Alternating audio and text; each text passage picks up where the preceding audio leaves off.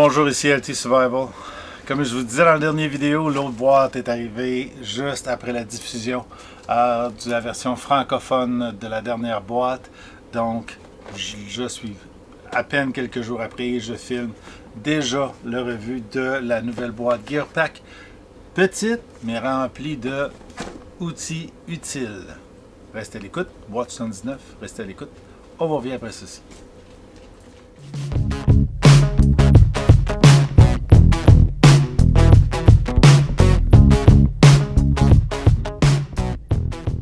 On est dans la boîte 79, les outils utiles. Il y a 3 niveaux encore dans ma boîte, puis le 3e niveau, non pas le 4e niveau, qui est très dispendieux là, si on regarde comme il faut.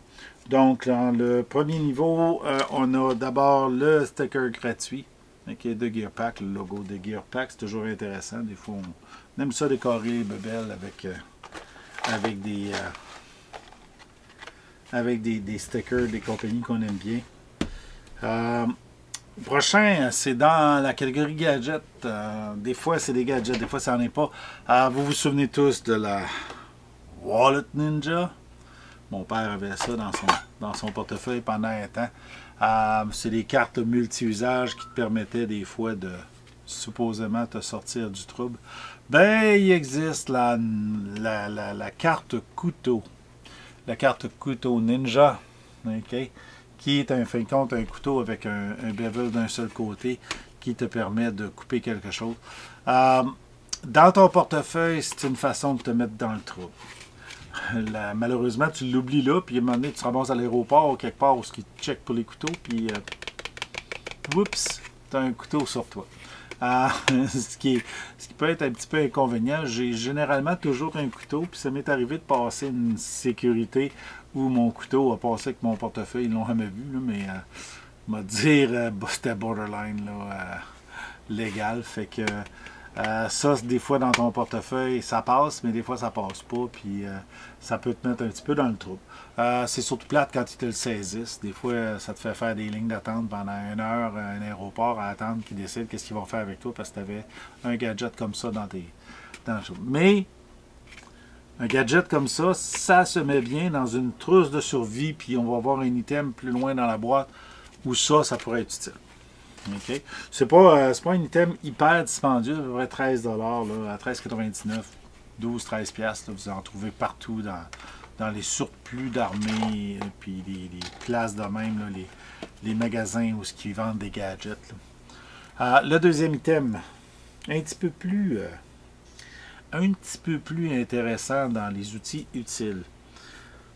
Tout le monde devrait se traîner une lampe de poche sur son keychain. Ben, tu peux, avec celle-là, là, je ne suis pas proche, c'est la Browning Approach lampe porte-clés tactique. OK, lampe porte-clés tactique. En fin de compte, c'est un gun light. OK, c'est une lampe qui va sur un arme à feu, mais qui tu portes avec un porte-clés. Donc, le principe, c'est que tu l'attaches ton porte-clés, tu l'as toujours avec toi. Tu en as besoin, tu peux le monter sur ton arme à feu et la porter. Ce qui est bien dans le packaging ici, c'est qu'il te donne les batteries. Les CR2016, pas un format que je vois souvent, là, mais ils viennent avec. Donc, ça te permet d'avoir et un laser et une lampe de poche avec 2 LED blanches. Oui, c'est 2 LED blanches. 2 DEL, ouais, puis un laser rouge. Fait que ça te donne un gun light que tu peux traîner avec toi tous les jours, puis quand tu en as besoin, tu le montes sur ton gun, puis tu as un laser et une lampe de poche. C'est pas un concept qu'on voit souvent ici au Canada parce qu'on ne traîne pas nos guns pour se défendre, puis on ne traîne pas nos pistolets pour l'autodéfense. Fait que c'est pas un concept où est-ce que tu vas traîner une lampe de poche tout le temps dessus. On le fait des fois juste pour gadgeter puis avoir du fun. Là. Mais le concept d'avoir une lampe en tout temps sur ton arme à feu n'est pas commun au Canada. C'est parce qu'on ne s'en sert pas pour l'autodéfense. Bon, ça serait plus pratique d'avoir un bat de baseball avec une lampe de poche au bout, comme ça existe chez Cold Steel, mais parce que les lois étant ce qu'elles sont, si tu te défends, si tu es dans le trouble, si quelqu'un t'agresse et tu te défends, tu es dans le trouble. Et si tu te défends pas, tu es dans le trouble, mort. Mais 9-1, tu sais, toujours, et toujours quelques minutes à distance. Mais ça, c'est un autre débat. L'autodéfense, on pratique les arts martiaux, c'est pas pour rien, c'est pour pouvoir se défendre, mais le reste des gadgets qui viennent avec, ben, au moins les lasers, si tu as une lampe de poche dans les mains, tu peux au moins éclairer la personne en pleine face. Si tu survis, tu vas pouvoir l'identifier peut-être, puis si lui n'est pas complètement blindé, ben, ça peut te donner une seconde ou deux pour te sauver. Plate à dire, mais au Canada, tu es coupable même si tu fais juste te défendre là, pour sauver ta vie.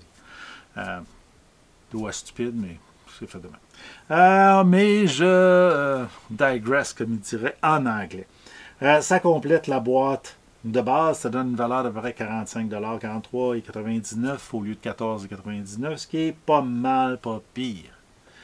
Pour ce qui est de la boîte Basic Plus, ben le Basic Plus, ma partie favorite, puisque ça rajoute un autre couteau dans la collection, et cette fois-ci, c'est la marque Smith & Wesson, c'est la marque de gun, mais qui était fait avant par Taylor Brand comme étant une marque privée d'un de leurs couteaux.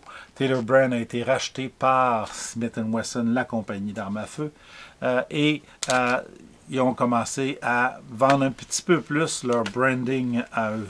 Taylor Brand, c'est ceux qui font Schrade, c'est ceux qui font Taylor Brand, Old Timer, Taylor Brand, c'est le nom général de la compagnie. Ils ont Smith & Wesson. Puis dans le temps que c'était une compagnie indépendante qui faisait principalement du Schrade, la qualité était extraordinaire pour le prix. Quand Smith & Wesson ont acheté, ils ont eu des petites difficultés. Ils ont voulu couper dans la qualité, puis on s'est ramassé avec des couteaux qui pétaient tout seuls. Donc, je ne sais pas, ça va me permettre de voir quelle qualité de couteau on a, là. Mais que je le roule, c'est un liner lock, c'est ce qu'il appelle un Extreme Ops, là, opération extrême, là, comme si c'était opération spéciale, là. Et puis, ça donne un couteau en stainless Chinesium quelconque. Malheureusement, Smith & Wesson n'ont pas gardé l'habitude de Schrade ou de Taylor Brand d'afficher le type d'acier qu'ils mettaient, le type de Chinesium. Là. Moi, j'aime ça le savoir parce que ça nous dit un peu, dépendant de où l'acier est trempé ou fabriqué, là, ça nous donne une idée de la qualité de la lame. Malheureusement, c'est une information qu'on ne retrouve plus au Canada. Oubliez ça, il n'y a aucun couteau là, qui a le type d'acier pour vous dire si vous avez un Chinesium quelconque ou bien même si vous avez de l'aluminium. On nous dit souvent que c'est un stainless, point à la ligne. Bien, des stainless, il y en a 580 là, types de stainless. Alors, carbone ou pas de carbone, stainless, pas stainless, les aciers sont aussi variés qu'il y a de fabricants. Donc, les qualités de lame sont dépendantes, mais la majorité des couteaux de cette catégorie-là, Smith & Wesson, couteau d'entrée de gamme à une trentaine de dollars, ouais, 29,95, 39 $, c'est pas mal de l'entrée de gamme. Couteau de garage, couteau de surplus ou de marché aux puces, là, on en voit une quantité phénoménale. La majorité sont pas bons. Les marques comme Smith & Wesson un petit peu mieux. C'est de la meilleure qualité dans l'entrée de gamme, là, mais attendez-vous pas là, que ce soit le couteau que vous allez aiguiser une fois et que vous allez utiliser le reste de vos jours. Ça, vous allez devoir l'entretenir parce que c'est du stainless Chinesium, c'est-à-dire cheap. Cheap, des fois de qualité, mais cheap dans le prix. Là, donc, que vous voulez. C'est fait comme ça. Ce qui amène notre boîte à peu près une valeur de 75 $, 73,99 comparé à 50 $ qu'on paye. Puis la prochaine boîte, c'est celle qui est probablement une des parties les plus intéressantes. On a deux choses dedans. On a, comme je vous disais, la petite boîte de survie, fait ici par Marbles. Marbles, c'est une compagnie américaine. Ils font des petites haches et des couteaux, des combos. Là. Ils font des choses pour l'outdoor. C'est une vieille compagnie qui date là, depuis bien longtemps. Okay. Mais ils font des petites affaires comme justement la tine de survie, c'est-à-dire que vous pouvez vous monter un kit de survie à l'intérieur de la tine. Puis vous pouvez en profiter pour mettre votre Wallet Ninja Card là-dedans pour pouvoir arriver à faire un kit dans lequel vous allez avoir à peu près de tout. Okay. C'est pas mauvais, vous pouvez mettre aussi juste des items d'allume-feu. Ça vous donne une belle petite tine, pas trop grosse, qui va embarquer dans vos poches, ça fait que vous allez pouvoir garder votre trousse de survie sur vous. Un des concepts, c'est de l'avoir tout le temps sur soi, parce que si tu perds ton sac, puis que tu as ta tine de survie, au moins tu peux te débrouiller. Puis si c'est ton porte-clés que tu avais sur toi, ben, tu as en plus ta petite light et ta petite lumière, ben, tu peux faire des signaux aux avions, puis des choses comme ça. Donc, ça te permet de te monter ta propre trousse de survie. Pour ce qui est du dernier item, c'est un item qui est intéressant. Normalement, c'est dispendieux parce que quand on parle d'outils pour les gunsmiths, là, ici c'est la Sun Optics, c'est Made in China.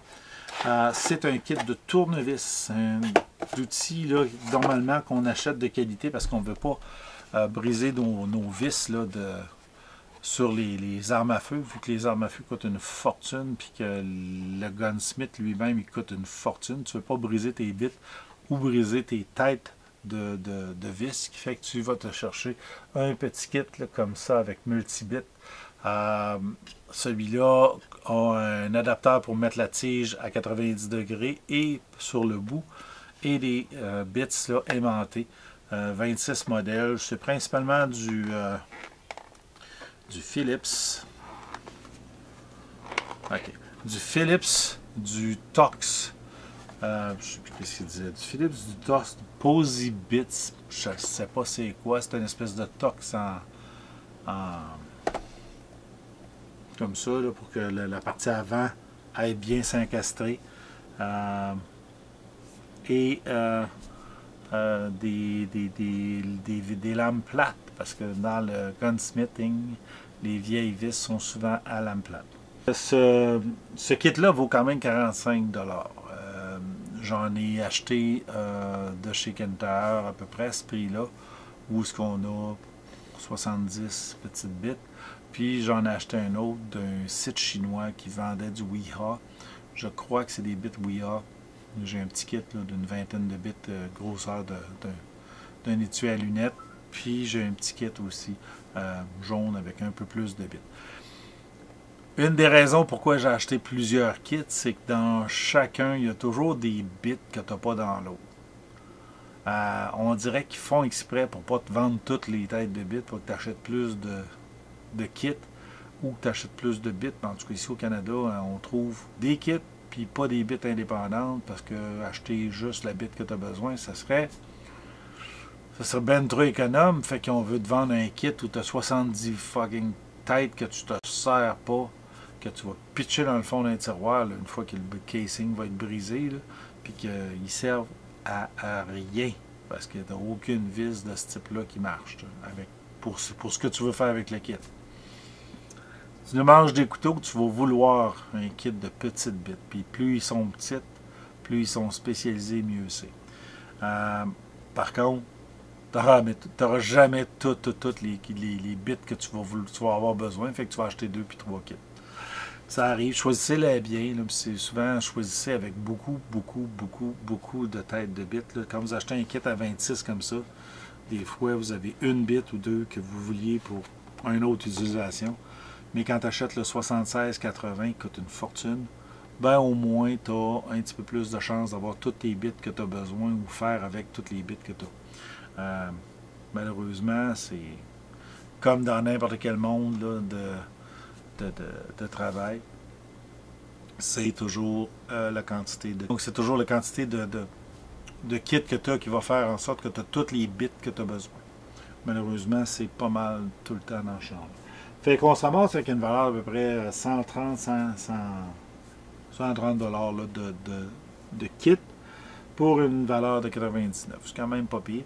Les 3 dernières boîtes sont fort intéressantes pour la diversité des types de produits qu'on nous a offerts, des produits de camping, des produits d'ablution, des produits, des novelties là, dans les scies qui se démontrent en morceaux, etc. Donc, ça nous donne une belle diversité d'équipements.